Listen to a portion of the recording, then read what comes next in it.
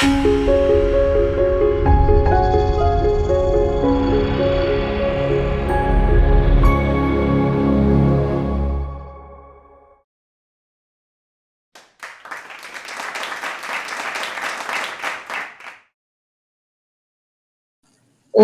सदाशिवसमारंभां श्रीकण्ठाचार्यमध्यमाम् अस्मदाचार्यपर्यन्तां वन्दे गुरुपरम्पराम्। वन्देऽहं शिवं साम्बं दक्षिणामूर्तिमव्ययम् यत्वन्दनेन मन्दोऽपि विन्देत् समानताम्। या देवी सर्वभूतेषु बुद्धिरूपेण संस्थिता नमस्तस्यै नमस्तस्यै नमस्तस्यै नमो नमः। உலகெலாமந்து ஓதற்கரியவன் நிலவுலாவிய நீர்மலிவேணியன் அழகில் ஜோதியன் நம்பலத்தாடுவான் பலர் சிலம்படி வாழ்த்தி வணங்குவான் திருச்சிற்றம்பலம். Namasabhaye. Good afternoon, everyone. Thank you once again, Center for Indic Studies, for inviting me to share what little I know.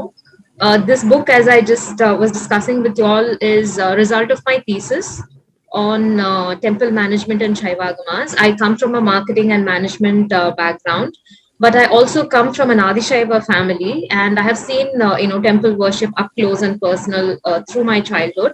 And I think somewhere, this quest for understanding the agamas kept on and resulted in, this PhD. And I should thank all my gurus, especially, Dr. Shanmukha Shivacharya, who did his PhD just before I did, and, which was a great inspiration on Utsavas, temple Utsavas. And Dr. Siniruddha Dhash, who was the then HOD of Sanskrit department at University of Madras, who is visionary because, usually from the outside, academic seems to be a very, it's like a fort by itself, very difficult for outsiders. But he made it so easy, so accessible. He put me under something called Applied Sanskrit, which is a provision for outsiders from outside the Sanskrit, milieu to come and work in the department. All that really helped. And all the traditional acharyas who are very generous with their knowledge. And so this is not my knowledge, but what I've gleaned from there. So I'm going to just take you on a quick journey of where I started and what I found out, and basically share the thesis with you.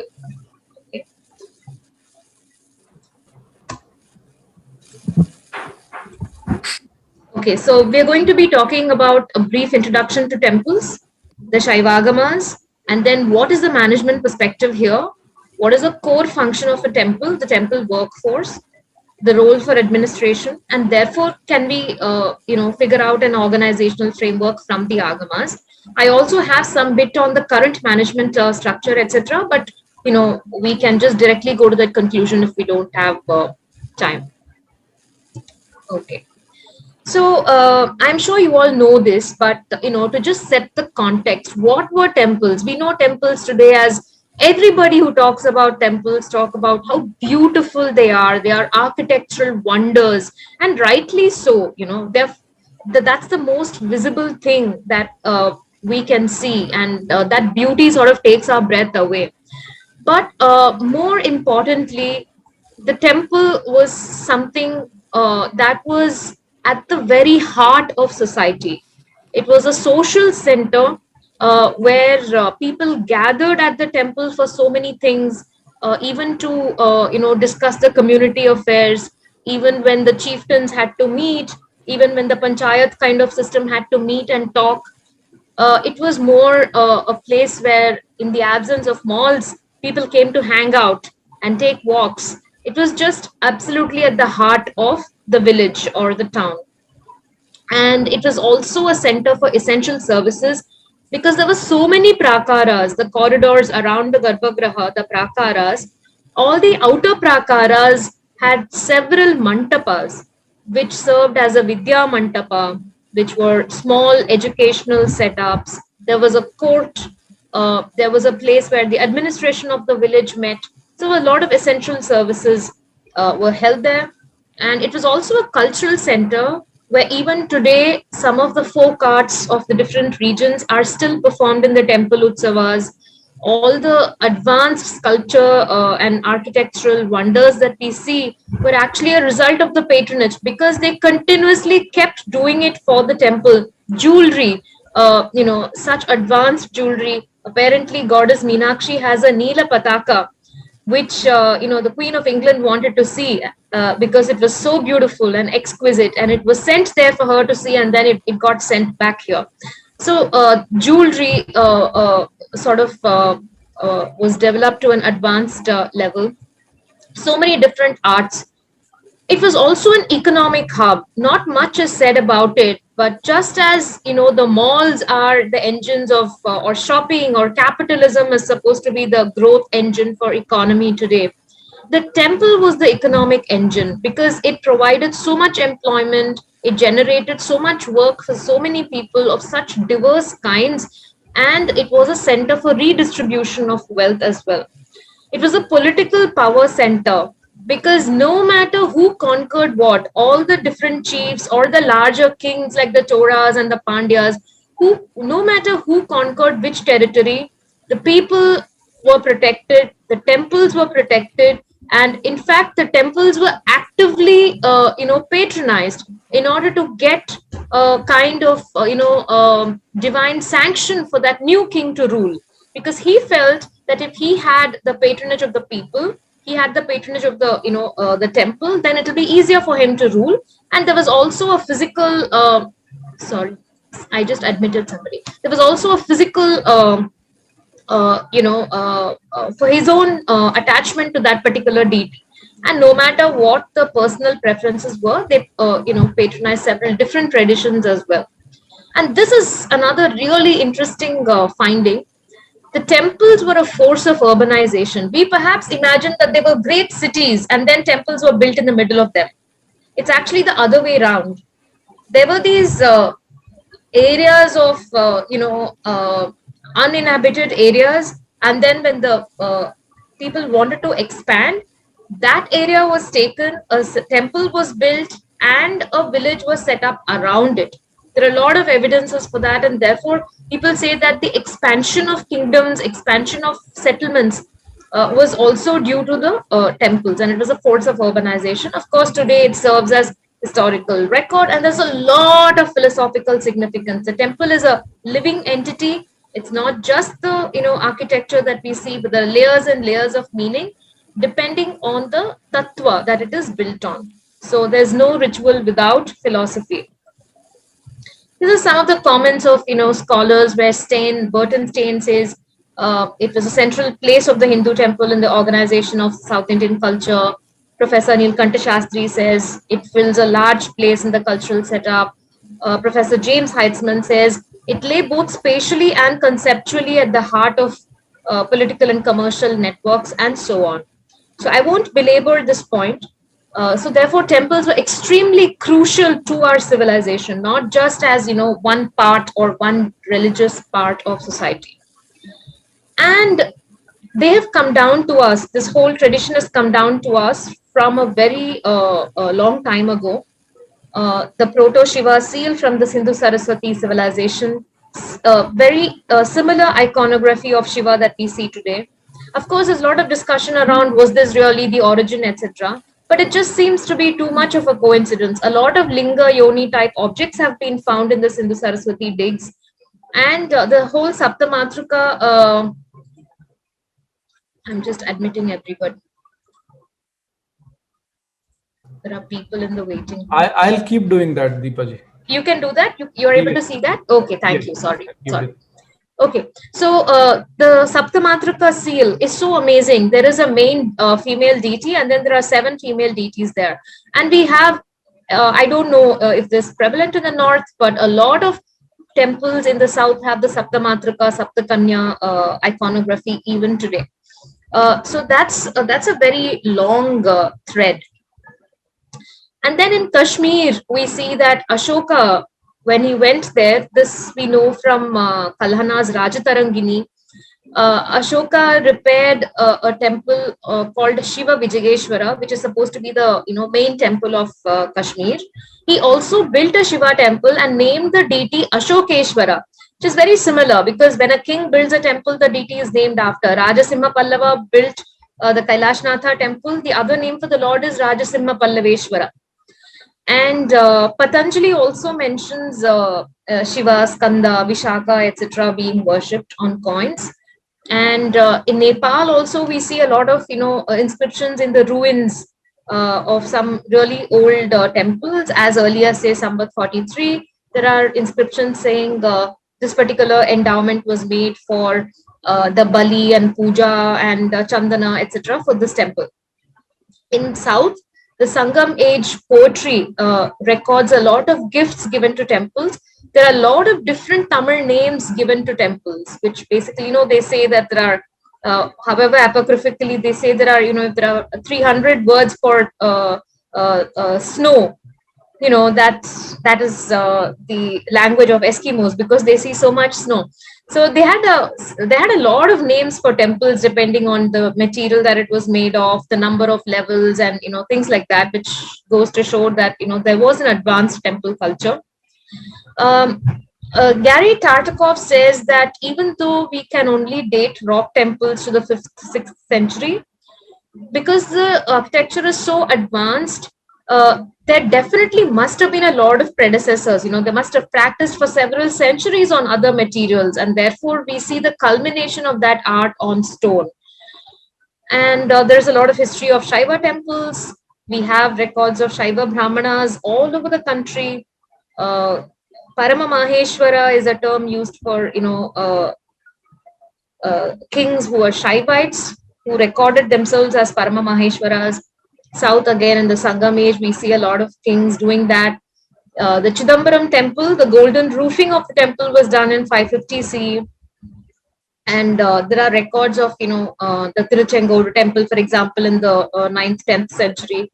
Professor Alexis Sanderson, who's one of the foremost authorities on Shaiva Siddhanta and Shaivism, today calls this the 1,000 years of the Shaiva age, where from the Middle Ages there was a huge prominence of building, temple building, etc. Now, all of this is rooted in the Shaiva Agamas.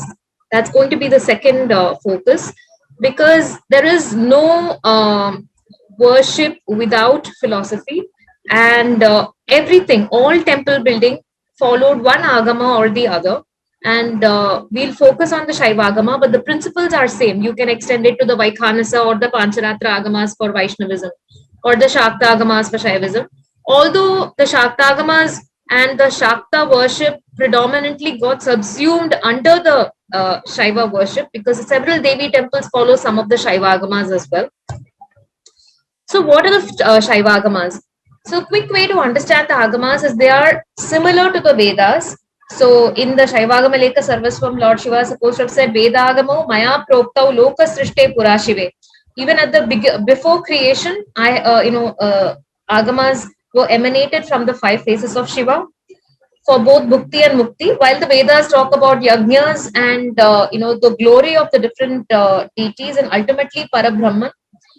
The Agama sort of personalize this Parabrahman and therefore bring that eternal entity into someone closer, someone who can be taken home and worshipped at home.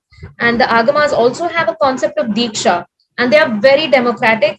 They say that everybody can be given Diksha, no matter, depending on, does not depend on the Varnashrama. Everybody can study the Agamas. Everybody can do Atmartha Puja, get initiated by a guru, get your linga, do worship at home. Okay, so it's very democratic. The earliest manuscript that we have found, the tradition believes that the Agamas are Anadi like the Vedas, Apaurushaya. But historically, we have seen that the Kailashnath temple again has inscriptions of Atyantakama Pallava calling him Agamanusari, and Shaiva Siddhanta Marge, Krata Sakalamalo Dhurtaraha, etc.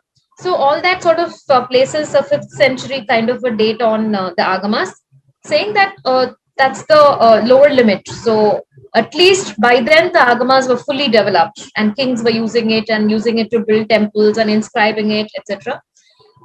From the manuscript point of view, the earliest manuscript they have found is of the Vishwasa Tattva Samhita, which is one of the 28 Agamas. And Professor Alexis Sanderson and Dr. Dominic Goodall have edited and published it. So the system has 28 main agamas. That's the canon. There are 204 upagamas and paddhatis which are written by the Shaivacharyas. The Shaivagama world view or the Shaiva Siddhanta view actually is critical to the ritual. I've said it already. I'm reiterating it because there is a tendency to say that, oh, there is yoga pada and we're all, we don't need temple worship because, we'll sit at home and meditate and we're focusing on jnana, etc. Actually, it was interesting to me that temple worship is actually so rooted because the Shaiva Siddhanta Marga talks about two things. One is Tripadartham, the three entities. The three eternal entities are Pati, Pashu, Pasha. There is nothing, we just discussed, there's nothing except Pati, Pashu, Pasha. Pati is the Lord, Shiva, Parashiva, or Shiva Shakti. Pashu is the soul, which is all of us. Pasha is everything that is not the Pati and the Pashu. All creation is Pasha. It is named Pasha because it is a bond that ties the Pashu to the created world, whereas the goal of human life or the Purushartha, Moksha, is basically the Pashu detaching itself from the Pasha and attaching itself to the Pati. The nature of the Pashu is it has to be Ashrita, it has to be dependent on something. So, to take off your dependence from Pasha, to cut the bonds and go towards Pati, being Ashrita on the Pati. In order to do this, the Siddhanta gives four paths: Charya, Kriya, Yoga, Jnana. Charya is charati, to follow, a lot of service, how to live your life, everyday life, a lot of rules for that. Kriya is ritual, an action, external action. Yoga is internal action. And Jnana, of course, is the tattva, the philosophy. And the Siddhanta says that the entire created world can be understood as 36 tattvas, levels from Parashiva up to the last tattva, which is Prithvi, which is where we are, right? Of the Panchabhutas. So it can be understood in both from Shiva to Prithvi or from Prithvi to Shiva. So Srishti Krama, Samhara Krama, right?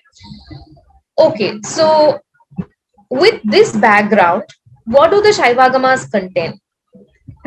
The Shaivagamas talk about temples and temple building. In order for this whole process, Charya, Kriya, Yoga, Jnana, to happen, and in order for the Pashus to attain Pati.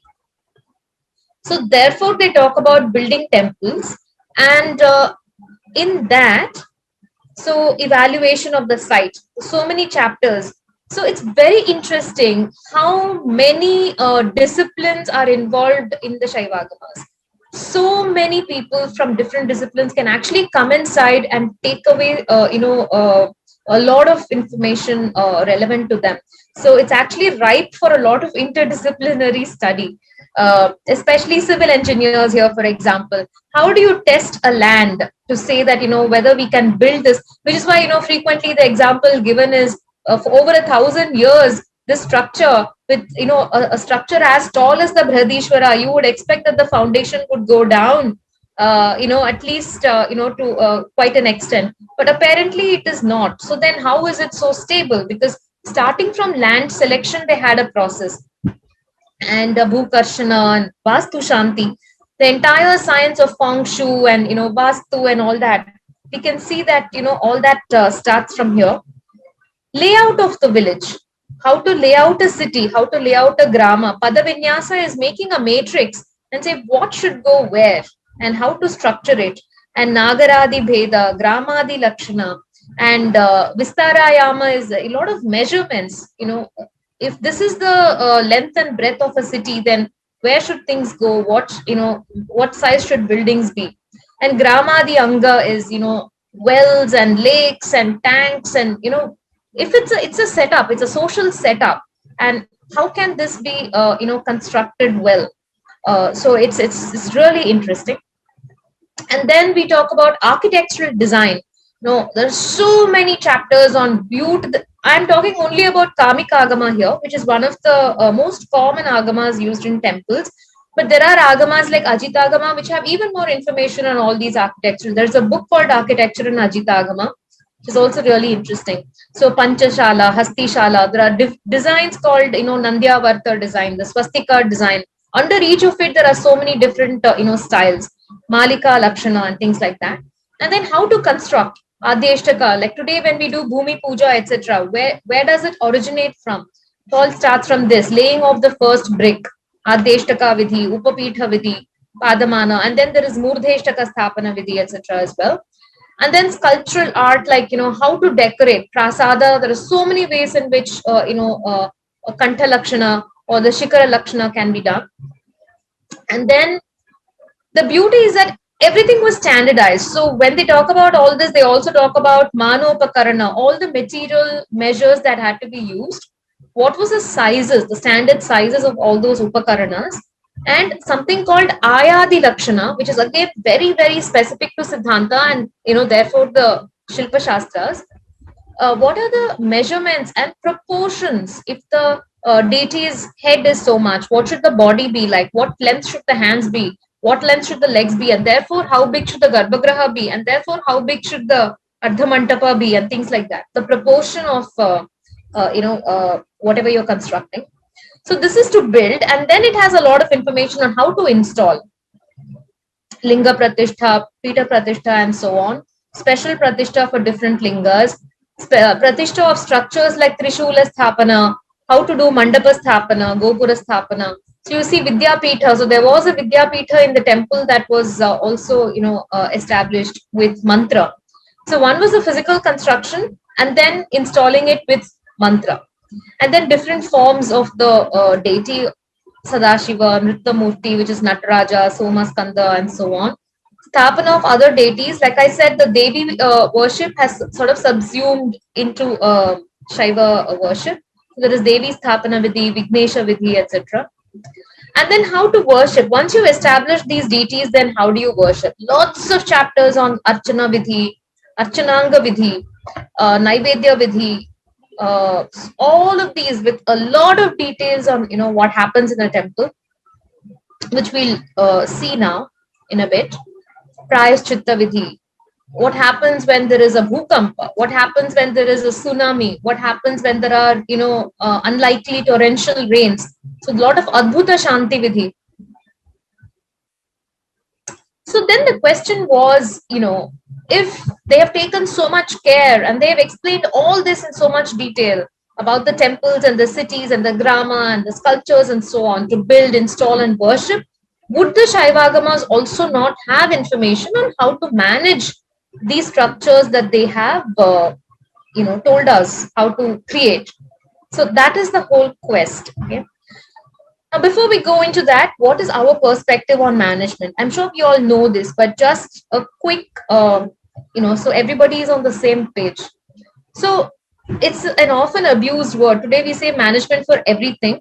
And of course, there has been management for a very long time, from the time of when the Cholas constructed the Brihadishwara. I'm sure, the thousands and thousands of people that worked on it, I'm sure there must have been a huge system of management. But the modern term management has been used from the time of the Industrial Revolution, where resources are generated and deployed to get the optimum result. And then the entity which is used to do this, the word organization comes from organon.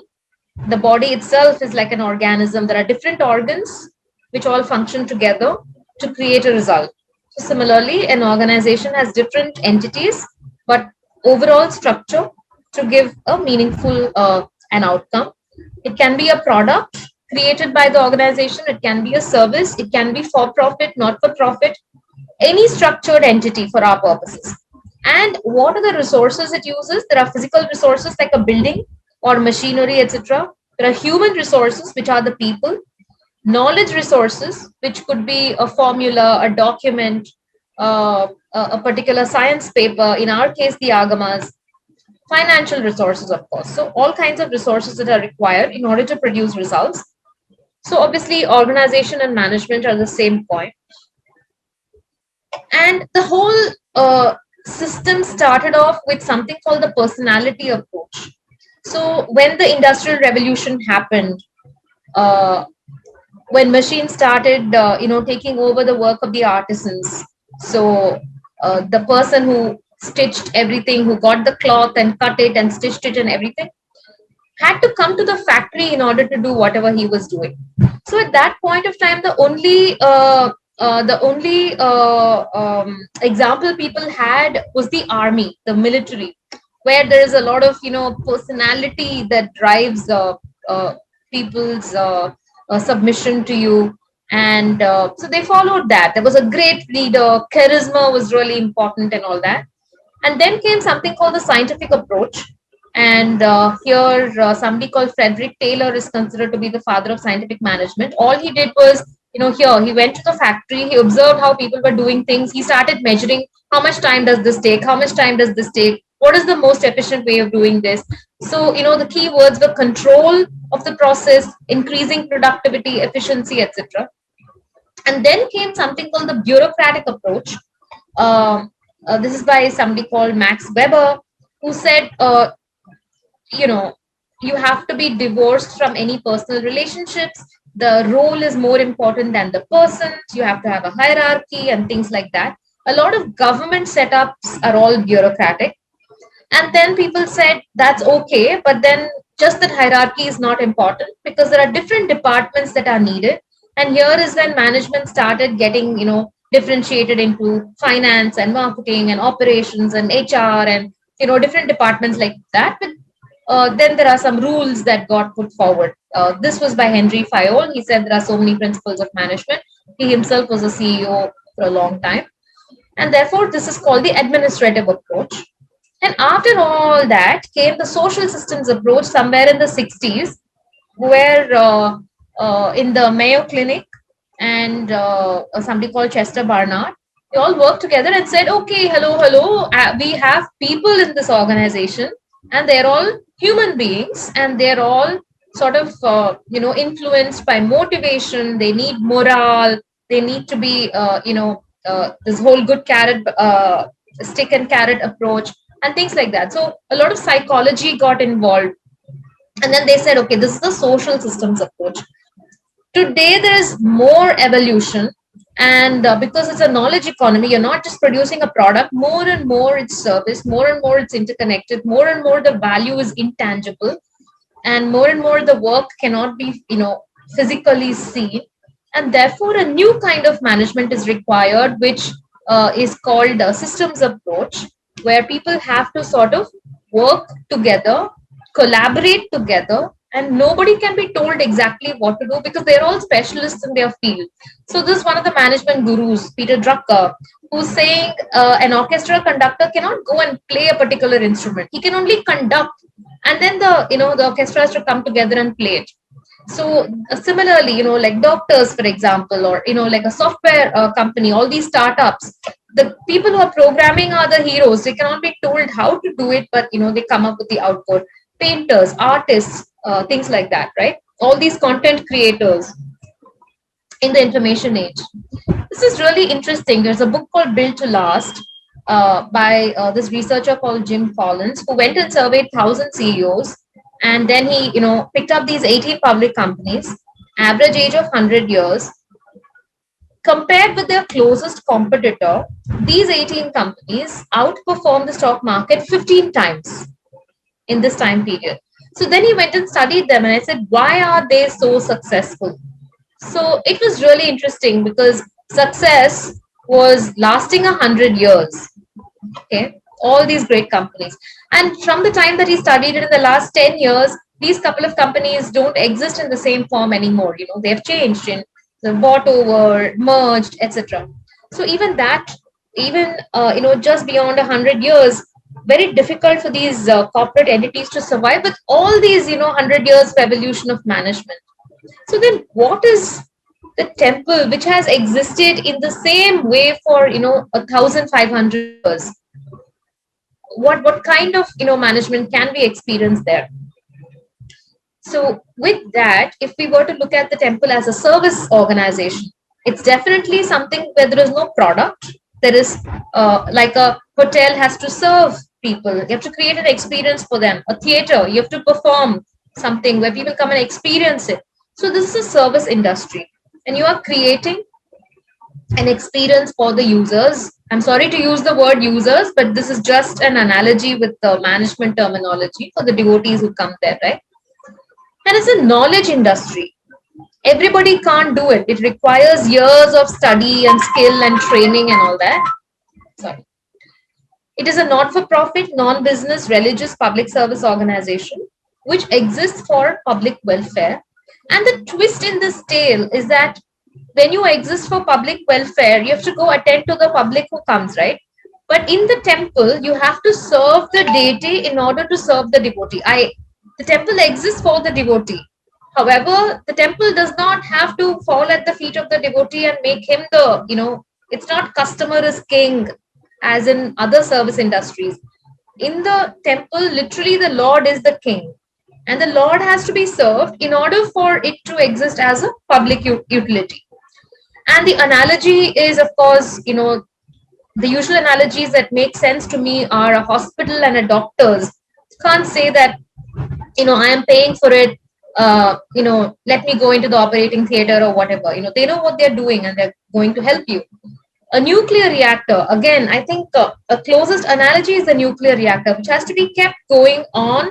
It is for public benefit, but not everything is open to public or can be seen by the public. So this is a pictorial representation. So if you look at temple as an organization with an overall vision of universal peace and happiness, so that's what the agamas say, using all these resources, physical, material, human knowledge, and financial resources, it has to deliver this vision. How it delivers this vision is the primary and the secondary function. And everything that we saw so far, in terms of the temple being an economic hub, a social center, it is a force of urbanization, all of it is the secondary function of the temple. It is, also, it is something that is a byproduct of the primary function. So what is the primary function? That we can see if we understand how this temple becomes a temple in the first place. It becomes a temple because of what is known as pratishtha. As I'm sure you all know, pratishtha is when the temple is activated. The linga is united with the pindika. The linga is Sadashiva, is invoked in the linga. Umadevi is invoked in the pindika.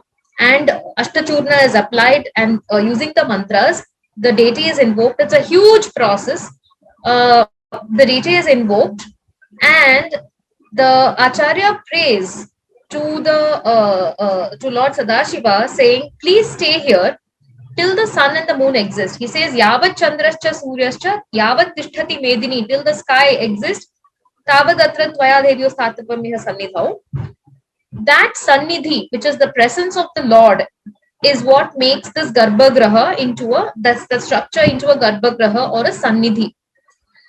And at that time also they make a promise saying, in a little copper plate, they write this thing called Dashanga Lekhanam. 10-point program is written there. There's a tripartite agreement between the Lord and the Acharya and the Yajamana, the one who sponsored the funds, or the construction, who initiated the whole thing. I'm talking about when the temple is first constructed. In this tripartite agreement, they make a promise saying, "We have invoked you.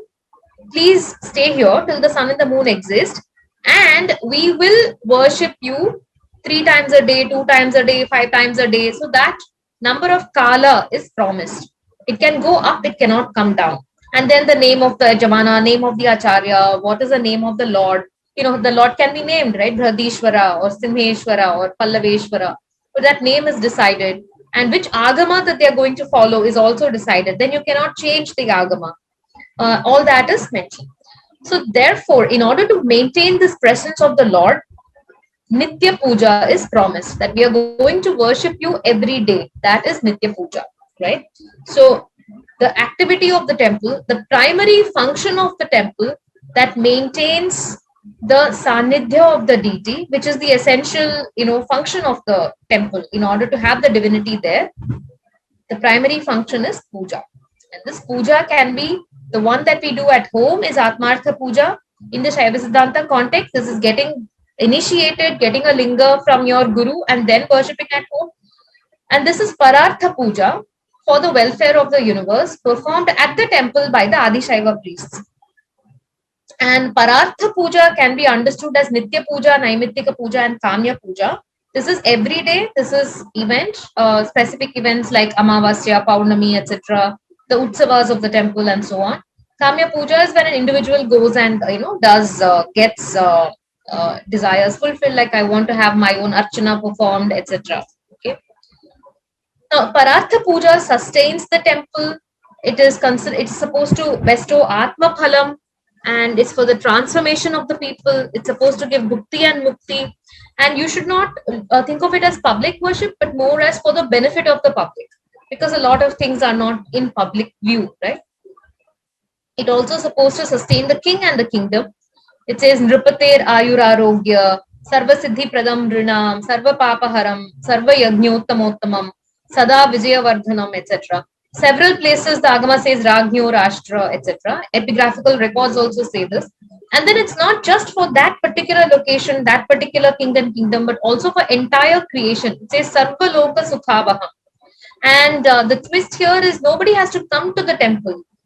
The existence of the temple itself is like, you've established a mobile tower, and that signal keeps going out. You don't have to go to the tower to get the signal, even though if you go closer to the tower the signal is sort of stronger. But the existence of temple itself is sort of energizing that whole area. Then what happens in the Nitya Puja? See, for us to understand how to manage an organization, you have to understand what happens on a day-to-day basis. Then we'll know how to sort of manage it. So in the one particular Kala Puja, all these have to be performed. So you have to perform the Dwara Puja, install Kalasha for the Abhishekam. The Acharya has to perform Panchashuddhi for himself, prepare the Linga Pitha, do Sadashiva Dhyana, and then Abahana is invoking the Sadashiva there, and then all these other activities, Thapana, Sannidhana, Sannirodhana, Vakuntana, etc. He himself has to, all this he does by energizing his hands. The process called Shivikarana. His hands are energized and become like Shiva. He does something called Nyasa. He places mantras all over his hands and all over his body. He does something called, during this Shuddhi, Pancha Shuddhi, there's a very yogic process where he meditates on Sadashiva, and he says that his own physical body is burnt and he gives himself an energy body. Because the idea is that you have to be at that plane in order to invoke the deity of that energy level. So that process happens, and then Abhisheka happens to the Lord, which is washing, and then there is Naivedya. This is very interesting. Alankara Naivedya, where just after Abhisheka, you think the Lord is going to be very tired, and then a little bit of food is offered, and then after all the Alankara, the larger Naivedya is offered. So he actually is treated like a guest, and then Bali, Homa, Tambula, Upachara, Pavitra, Japa, everything. Okay. Now, the process is so elaborate, and it is supposed to be done 3 times, 6 times, 8 times is the maximum. But remember we spoke about how Frederick Taylor is the father of scientific management.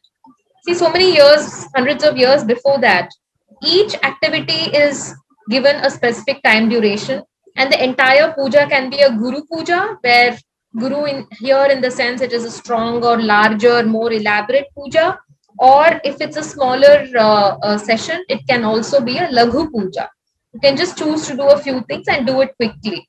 And beautifully, time is divided into one Shwasa, and 60 Shwasa is one Prana. 6 pranas ghatika, 1 ghatika, 7.5 ghatika or this nadika is 1 yama. 1 yama is 3 hours, and therefore there are 8 yamas. And then this puja is called Sandhi Puja, before the yama, before the meeting of 2 yamas. And Nitya Puja is also classified on various levels depending on how many offerings you have, how frequent is the puja, how large in scale is the puja, how long is the puja. So again, like I said, when you classify something so much, it means that thing is super important, right? In the Agamas, there's something called Uttama to Adhama scale, or something which is good, medium, Uttama, Madhyama, Adhama. And Uttama itself is again classified into Uttama, Madhyama, Adhama, and so on. So the best superior is, just look at this, puja in all the sandhis, Naivedya of 5 drona, which is a measure of food, including payasam, and half of that in the Ardhajama, 5 colors Naivedya, so much, special harvest is offered, Shuddhanam of twice quantity, 500 lamps are lit in the Ardhayama, and Bali Homam is offered, 50 Vadyakaras, 216 Ganikas, Nrittam. So now you understand why Rajaraja Chola said there are 400 Ganikas and Panchacharyas that he provided for. So it's so elaborate. Naimittika Puja, like I said, fortnightly, monthly, yearly. Brahmotsava. Every month there's something or the other. Mahashivratri, Chaudra Puja, Kritika Deepavali, Krita Snana, Purva Palguni Puja. Lots of chapters. And then the biggest festival, of course, is Mahotsava, which is a highly philosophical, activity. And then this Kumbhabhisheka, where every 12 years at least, or more frequently if the temple is damaged, the reconsecration has to happen. This is, sometime during the lockdown, without any devotees. These are the pictures from some of the temples, where exactly as if there were 100 people standing there and watching, all these, pujas are carried out. So that is the beauty of our living tradition, where it doesn't depend on any audience. It is done purely for the Lord and purely as, prescribed in the agamas. And these are the individual I think the agama also talks about vyadhinashana vidhi, if there are some diseases, then some homas that can be done for that, yajnas that can be done for the navagrahas and also at home. Specific danas are mentioned. All this nazar utarna, some of those activities, the raja nirajana vidhi is also mentioned. What can be done for the deity can also be done for the king and for the other people, except some minor differences.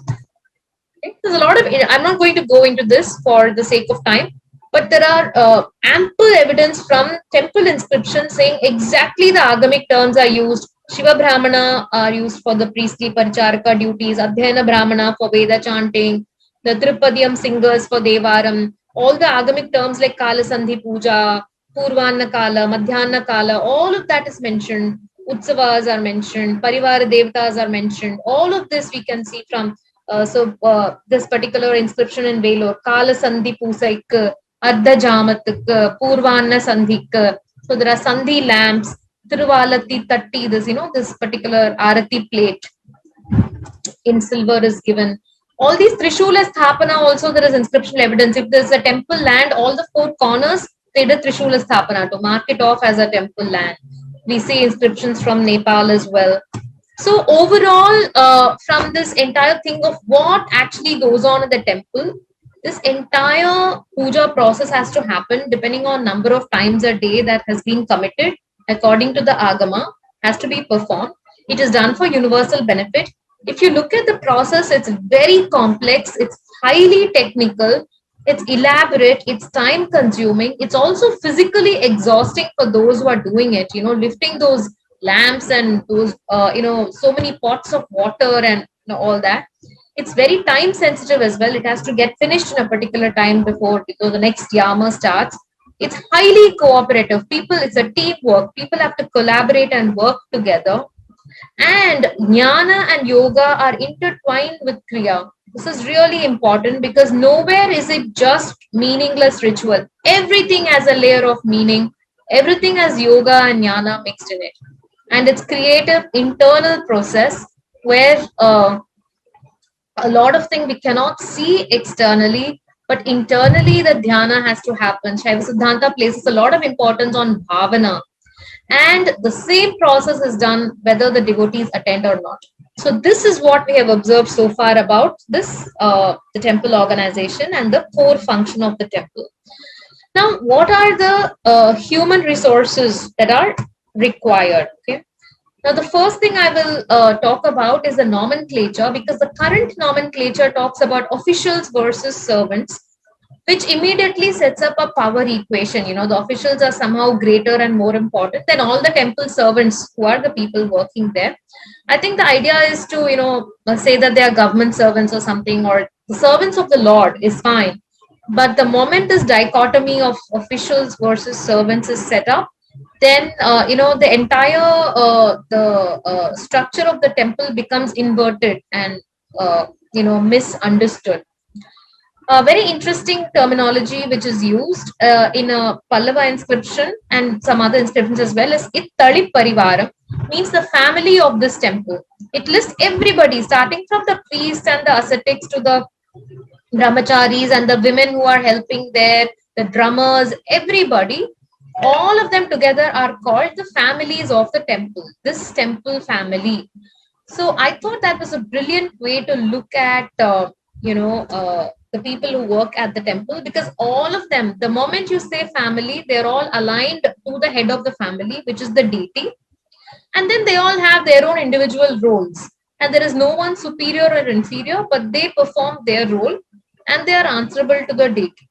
And if you look at the activities, there is a core activity of core worship. And so this group of people who do this core worship and assisting this worship and the upachara.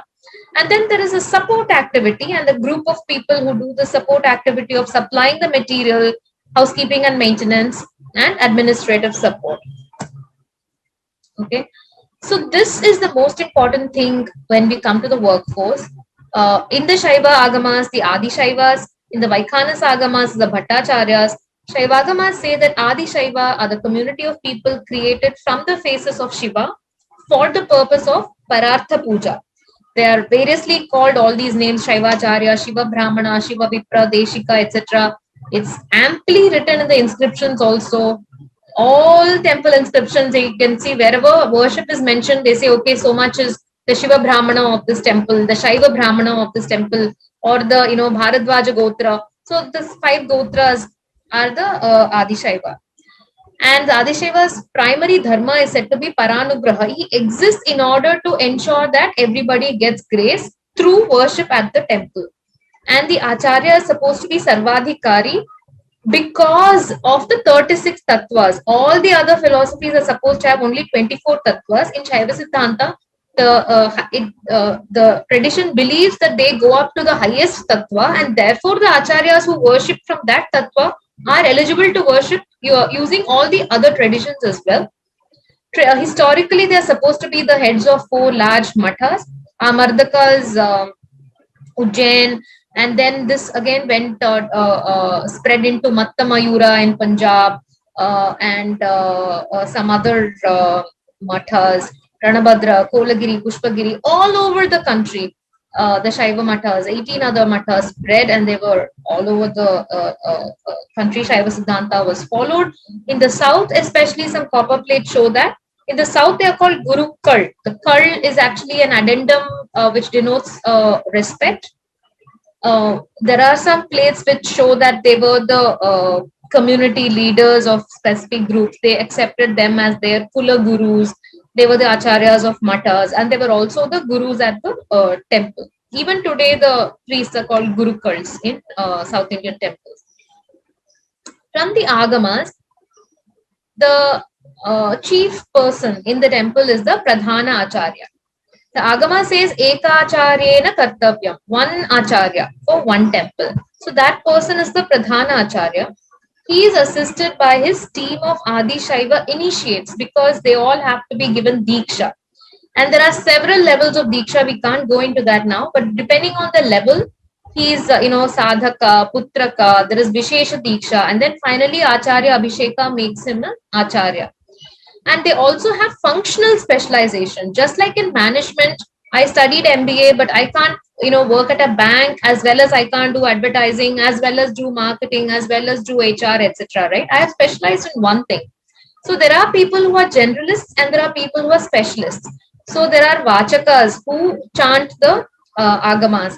Sadhakas help with all the material. Alankritas specialize in doing the Alankaram, elaborate Alankaram.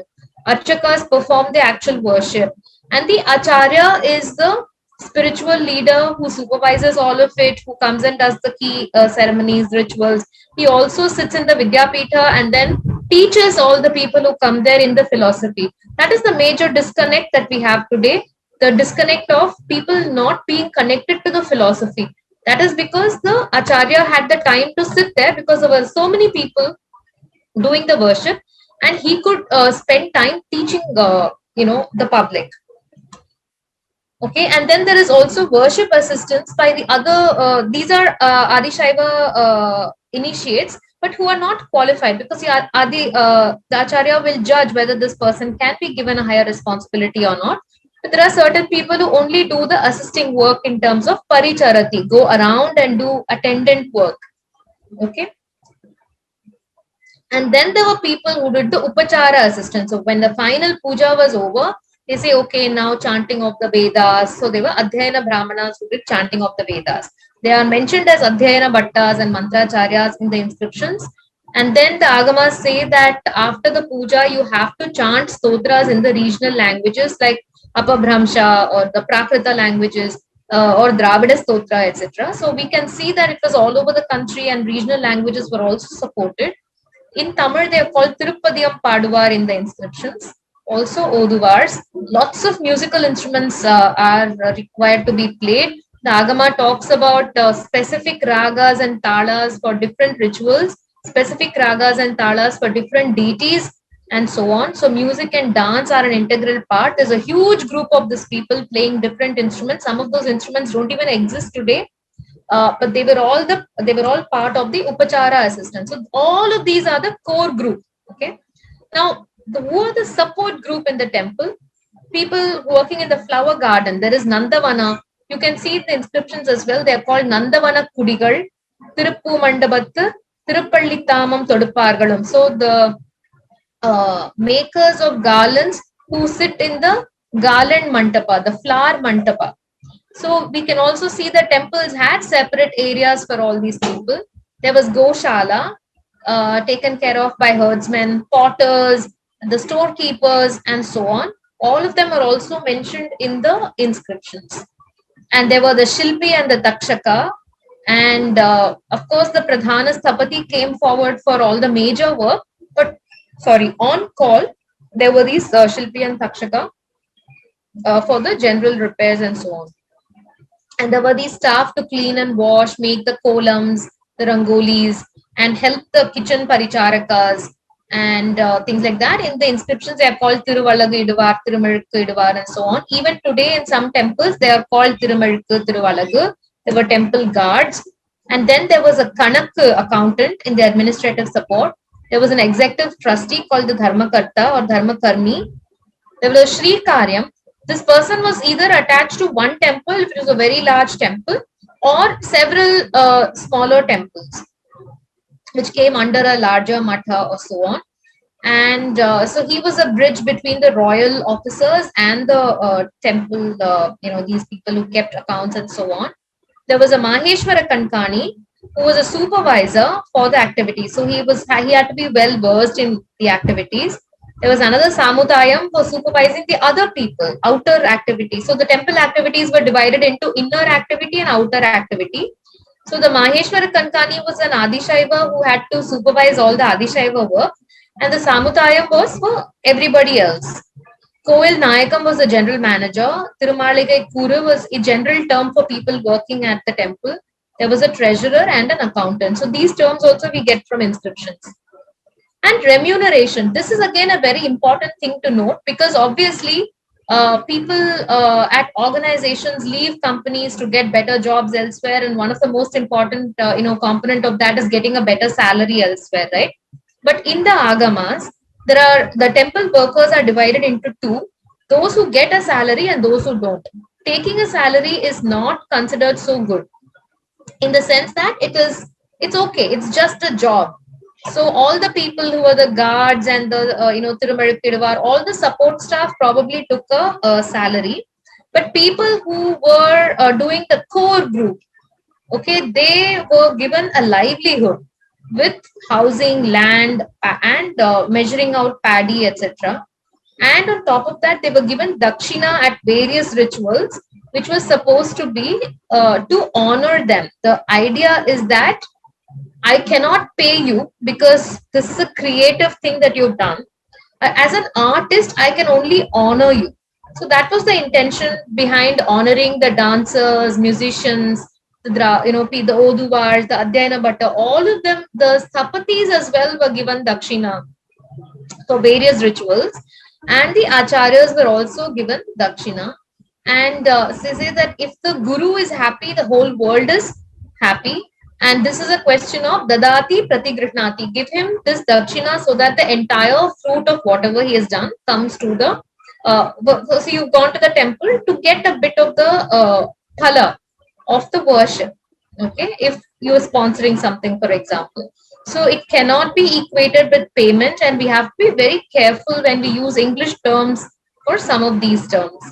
So even when they talk about giving this offering the dakshina, it says pujayet, worship the guru with dakshina, san nivedayet, offer him the dakshina. It is never, hand it over to him or give it to him or whatever. And it's both in gold and kind. It's offered to everybody, and the value depends upon the importance of that particular ritual. So in the Murdheshtaka Sthapana Vidhi, for example, the Murti Dharaka is, or the Sthapati is offered. Linga Sthapana is very critical. The Acharya is very important. So he is honored with more dakshina. And Naladi Sthapana. So different thing. And then it says that the amount is not important, but the giving even a little bit with a happy heart is important. Okay. And there is a lot of inscriptional evidence. I won't go into it. For all these people, for families to cultivate the flower garden, the Shaivacharyas, the drummers, all these different kinds of instruments, the Taradigai and the Shigandi and the conch and singing and the handbells and so many dancers and cooks and washermen and all that. Inscriptional evidence for the Adi Shaiva priests, for the Shiva Brahmanas. Sometimes in the smaller temples, endowments were given to the Shiva Brahmanas. They were called Tiruvunnarigai Sabhayar, and for Trisandhi worship. There's a mention of the Sri Karyam and how much paddy was given to them and things like that. Okay. Now, so we talked about what a temple has to do, who are the people doing it, and now what is the role of the management? How do we administer this kind of an organization? Okay. Now, if I am just saying king here, because the common term is the king, but it didn't necessarily have to be this great Chora king. It could be the local chieftain. It could be the head of the village. It could be the sponsor as well. But usually, all these big temples came under the purview of the ruler, and there are evidences to show that the king actually sent people to examine the accounts. The royal executive sort of talked to the Sri Karyam and discussed what was going on. So the king sent his minister to check on his different villages, and that person also checked the temples. Okay. Now, why is the temple so important for the king? Because it was a mutually dependent relationship, and the king drew his spiritual authority to rule from the temple. He participated in a lot of these ceremonies, and he had roles. Even today, we saw during the Jagannath Yatra that the king and the queen had to go and sweep. So they had a personal stake. Durga Puja ceremony, he went and worshipped his ancestors and the elephants and all that. So there is a Rajani Rajana Vidhi. There are specific rituals that are specifically for the king to crown him, to give him, to do this Abhisheka, which ensured his health, etc. And he did it not just for his own sake. And the idea was that if he is well and if he is dharmic, the kingdom is also benefited. That was the logic. And these were the core duties of the king, as we can see from the Agamas. He had to preserve the ritual tradition. He had to preserve the sanctity of the temple. He had to provide material resources, protect the temple structure, and provide management supervision. We'll quickly see what each of this is. Okay. Under ritual tradition, the Agamas had to follow the right tantra. Only the Shaiva Agamas had to be used. Just a second.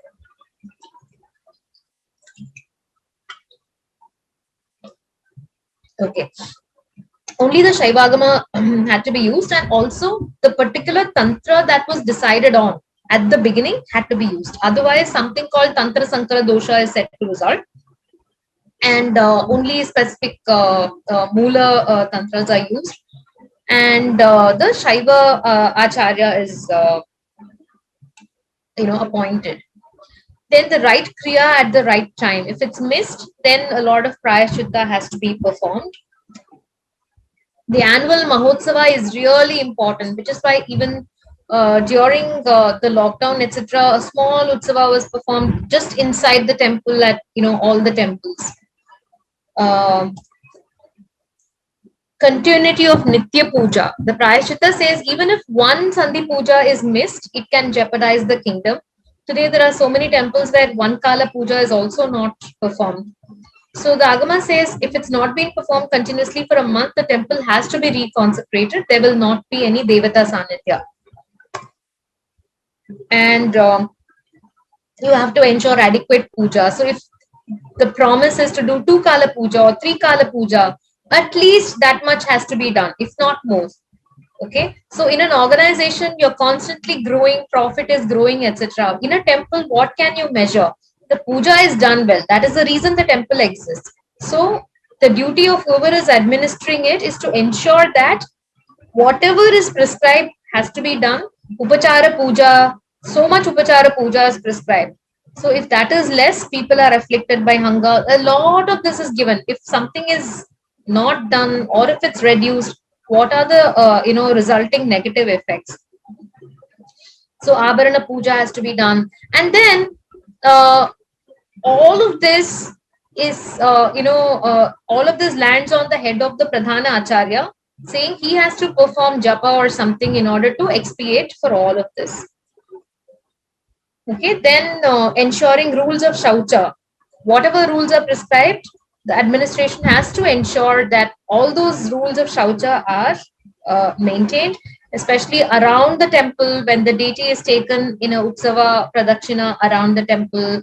It has to be, you can't have meat there, for example. All those areas are supposed to be clean and, welcoming the deity and all that.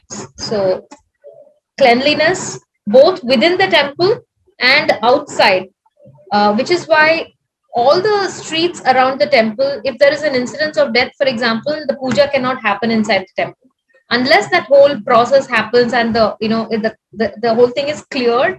It cannot, the puja cannot happen and the doors are shut.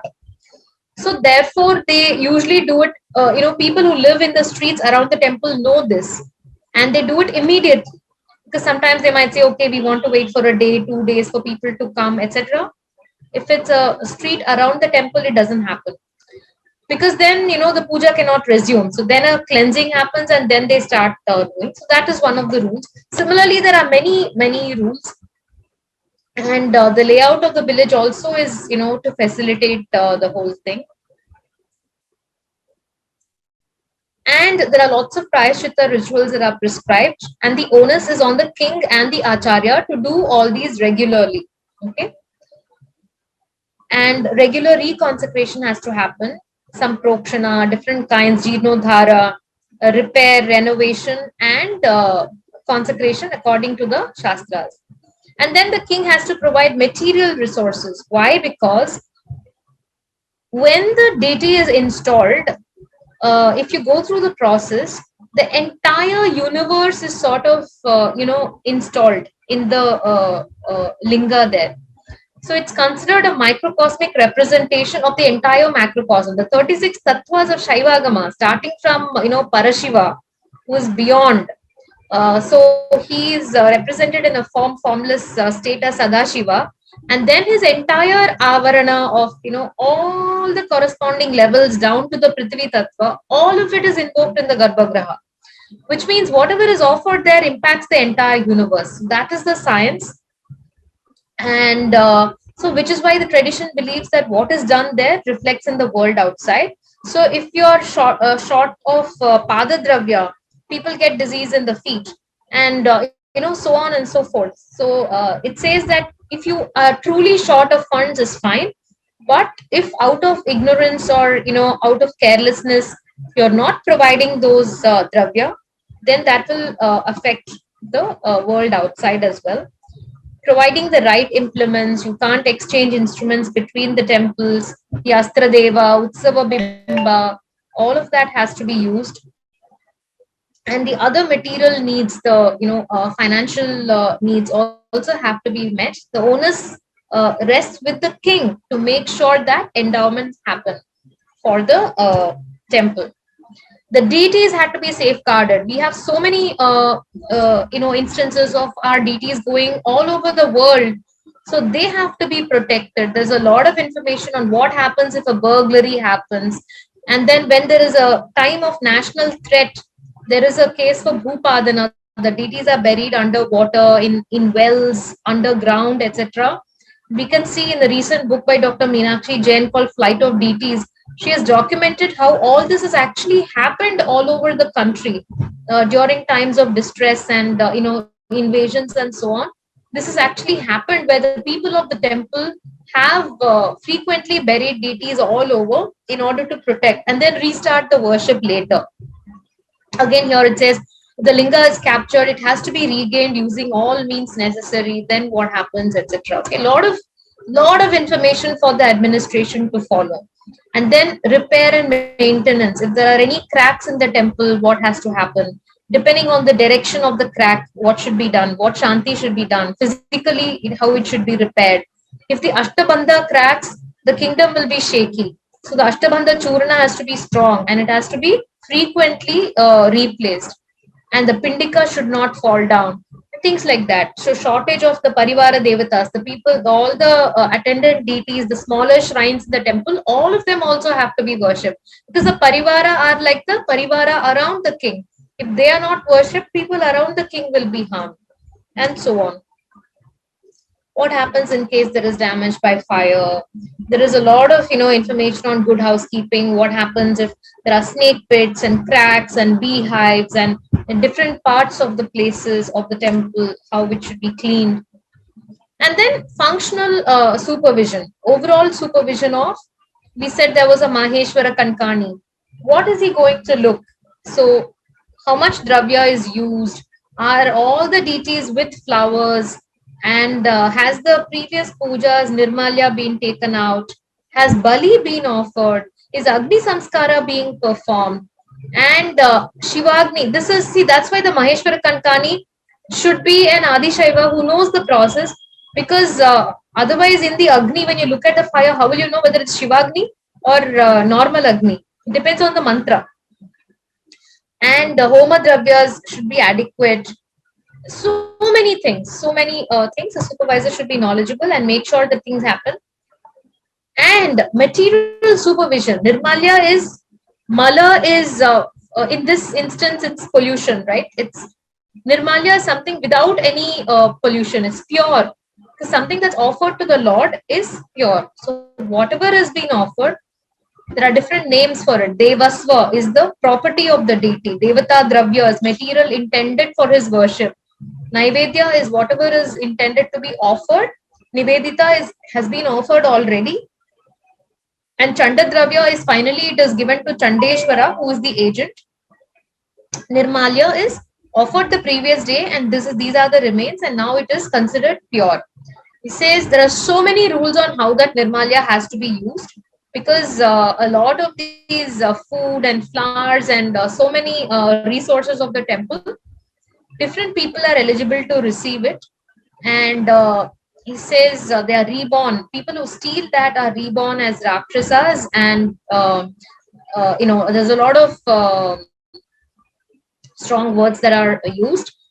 And we also see that the royal auditors regularly paid a visit to the temples to check all this. Sometimes the king is seen at the temple halls hearing the accounts. You see that this supervision happened, and some conflict resolution also happened. So this, if you look at this evolution of management theory that we spoke about, this is not just bureaucratic or administrative kind of management. This is a true knowledge economy where individual creators are doing their work in collaboration with each other, and they have a spiritual head who is the Pradhana Acharya who gives them Diksha, but their ultimate boss is the deity. And there is some kind of a social answerability to the king in terms of those who are in administration and who are looking at the accounts. And there is a lot of inscriptional evidence for all of this. I'm not going to go into that. There was well-structured endowment policy. The temples did so much with the lands that were given to them. They planted gardens with fruit bearing and useful trees. They sank wells, they erected houses, and they created a lot of irrigation channels which actually raised the level of productivity in the entire village. And they set up coconut and palmyra trees and stuff like that. So the temples had a lot of responsibilities towards this. Is what the administration had to administer. And there were fines. When people were punished also, they said go light lamps in the temple. Those were the kind of punishments. They said give so much oil to the temple. Those were the kinds of punishment. There's a lot of records for all this. Let's not go into that. The inscription of the king as a provider, all that. Okay, so with this, let us look at the Agamic temple framework. Agama says one temple, one acharya.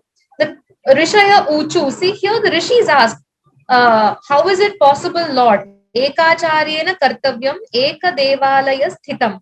But how is it possible? You have so much, so many processes that you have described. But now you are saying Acharya Sankaro Rashtram Rajanam Nashayat Yatha. But how can we not have more than one acharya? Because there is so much has to be performed. So then the Lord says that just as the king orders his chieftains and ministers to execute his work, the acharya initiates the people in the temple and they all work collaborating with him on whatever has to be done. Okay, tad dikshitas, tad adesham. Okay. Therefore, the hierarchy in a temple, within the temple, the hierarchy is the deity first, the acharya, archaka, daivagnya, mathapati, then the executives, then the Shiva Bhakta, the Naishtika Brahmachari, the Bhautika, etc. And within the acharya, there is this is the order of Diksha, starting from Maheshwara, Samayi, Putraka, Sadhaka, Acharya. These are the levels of Diksha within the Adishaiva priests. Okay. And based on this, the framework is this. The Agama framework of management of organizational structure is this. The deity is first and foremost in the temple. The Pradhana Acharya is the spiritual head of the temple, under whom everybody, the worship, the Sthanika, Archaka, Sadhaka, Alankrita, Vachaka, priests perform worship. These Paricharaka, the Stotris, the Vadyaka, Gaika, Rudrakanya, all help him offer worship assistance. They all are doing their own thing. And then the Sthapati had to work closely with the Acharyas and the Archakas because, it's a collaborative effort in terms of, according to the Dhyana Shloka, the sculpture is made. So it was again a collaborative effort. Then the Bhandara storekeeper has to say today's puja, how much dravya is needed, depending on the ritual, depending on the occasion. For Amavasya, what kind of flowers are required.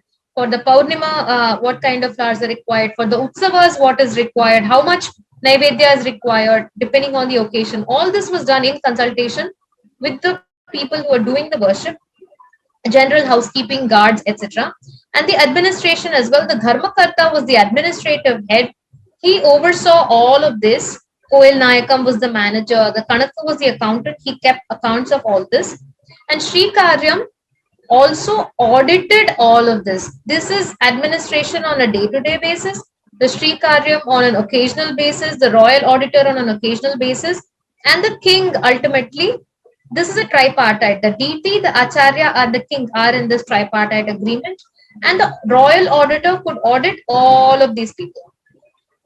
Okay, so this is constructed with the view that the worship is the core function of the temple, and therefore, just like you have these service organizations where, in a hospital, for example, the doctors are the most important people, and they will understand what machine has to be procured and what medicine has to be procured, etc.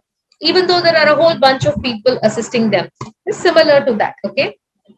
The deity is the boss, Chandesha is the treasurer, everybody reports to the deity, the moral and spiritual authority of the acharya. There are clear goals. It is super scientific management, it's collaborative, it's complex, it's creative, it's very flexible. The role of the king is as enabler, supporter, protector, and we see from inscriptions that the medieval temples followed all the agamic processes. It was a very evolved knowledge economy, like today when people are in startups and it's a flat hierarchy and they collaborate around the world. So we see a kind of similar milieu here, okay, rather than a strong bureaucratic. See, the current example that we have is the bureaucratic setup, which is a pretty dated kind of a management structure where there is an administrative head who kind of, all of these people, the Acharya, Archaka, report to him. Everybody reports to the executive officer. And because administration is important, this entire administrative department becomes very large and becomes super important rather than the core worship and the worship assistance, which is a key function of the temple. So this is the current setup that we have. I'm not going to go into what we have. So currently, I've taken the example of Tamil Nadu, where temples are classified basis revenue into A, B, and C temples. Okay, A temples are only very few, like very very little. 108 temples where revenue is greater than 10 lakhs, and some 500 temples where revenue is less than more than 2 lakhs. It's about 500 temples. This is annual revenue. Okay, and some 3,000 temples have annual revenue more than 10,000, less than 2 lakhs. And if you can see, the remaining 34,000 odd temples have annual revenue less than 10,000, which is not even 1,000 rupees a month is their revenue. However, the entire focus of administration is on helping all these top temples, AB temples. Okay, and there's a big team of thousands of people working in the department. And temples are also divided into temples like the large Arunachaleshwara temple, which come directly under the department, which have an executive officer, etc. So if you see, for all these this 25-acre temple,